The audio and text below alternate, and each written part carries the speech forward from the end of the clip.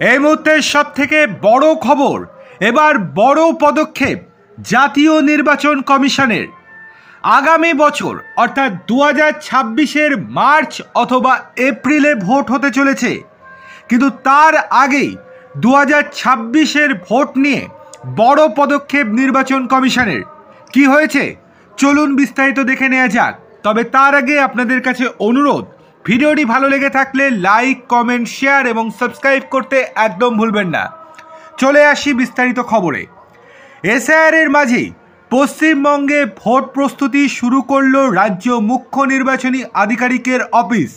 আগামী 27শে নভেম্বর থেকে শুরু হয়ে যাচ্ছে ইভিএম পরীক্ষা। উপস্থিত থাকবেন সব রাজনৈতিক দলের প্রতিনিধি। শীঘ্রই ডিইওদের এই নিয়ে নির্দেশিকা পাঠানো হবে। এপ্রিল বা মে মাসে ভোট করতে গেলে নভেম্বরের শেষ বা ডিসেম্বরেই এই কাজ শুরু করতে হতো। ভোটের কাজের জন্য স্কুল শিক্ষক, সরকারি কর্মচারীদের তথ্য আপলোড করার কাজও শুরু হয়ে গিয়েছে নির্দিষ্ট পোর্টালে। অর্থাৎ এসআইআর শেষ হয়ে গেলেই চলে আসবে 2026-এর ভোট। অন্যদিকে জানিয়ে রাখা ভালো, এসআইআর আবহেই পশ্চিমবঙ্গে চলে এসেছে নির্বাচন কমিশনের অর্থাৎ দিল্লির নির্বাচন কমিশনের কয়েকজন প্রতিনিধি। এই প্রতিনিধি দল বর্তমানে উত্তরবঙ্গে রয়েছেন।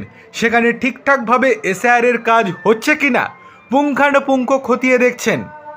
অন্যদিকে আরও একটি বড় অভিযোগ করা হচ্ছিল বিএলওদের তরফ থেকে তাদের নিরাপত্তা সংক্রান্ত বিষয় নিয়ে। জাতীয় নির্বাচন কমিশনের তরফ থেকে জানানো হয়েছে, বর্তমানে রাজ্য পুলিশ তাদেরকে সুরক্ষা দিচ্ছে। রাজ্য পুলিশ যদি সুরক্ষা দিতে ব্যর্থ হয়, তার দায়ভার থাকবে রাজ্য সরকারের ওপর। পরবর্তীতে কেন্দ্রীয় বাহিনী মোতায়েনের সিদ্ধান্তের কথা তারা জানাতে পারেন।